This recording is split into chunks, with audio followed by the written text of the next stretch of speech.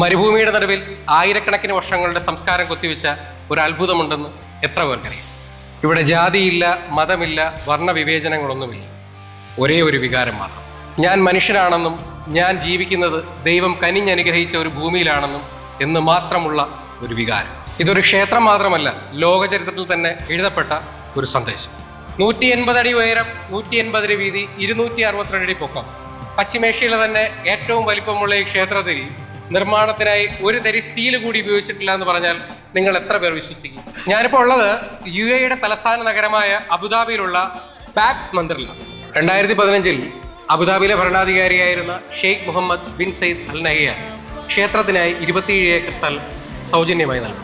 2019 നിർമ്മാണം ആരംഭിച്ച് ഏകദേശം 6,90,000 മണിക്കൂറുകൾ കൊണ്ട് ഈ ക്ഷേത്രത്തിന്റെ നിർമ്മാണം പൂർത്തിയായി. UAE 7 എമിറേറ്റ്സിനെ സൂചിപ്പിക്കുന്ന 7 ഗോപുരങ്ങൾ, 402 കൽത്തൂണുകൾ, 12 പിരമിഡുകൾ, 7 ശ്രീകോവിലുകളുമുള്ള ഒരു അതിഗംഭീര ലോകാത്ഭുതം സൃഷ്ടിക്കപ്പെടുകയാണ്. അങ്ങനെ 2024 ലോകത്തിലെ തന്നെ ഒരു ലോകാത്ഭുതം എന്ന് വിശേഷിപ്പിക്കാൻ കഴിയുന്ന ഈ ക്ഷേത്രം, അതായത് അബുദാബി ബാബ്സ് ടെമ്പിൾ, ജനങ്ങൾക്കായി എല്ലാവരും ചേർന്ന് തുറന്നു.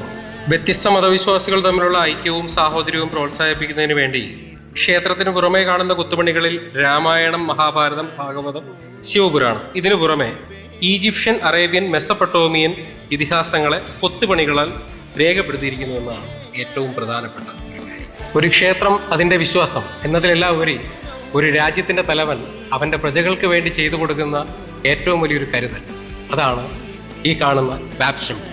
7 ശ്രീകോവിലുകളുള്ള ഈ ക്ഷേത്രത്തിൽ കേരളീയർക്ക് മാത്രമായ ഒരു ചെറിയ പ്രത്യേകതയുണ്ട്.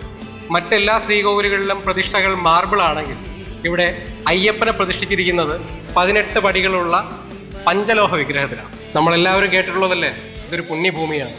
മനസ്സറിഞ്ഞ് പ്രാർത്ഥിച്ചാൽ ഈ ഭൂമി തരാത്തതായിട്ടൊന്നുമില്ല.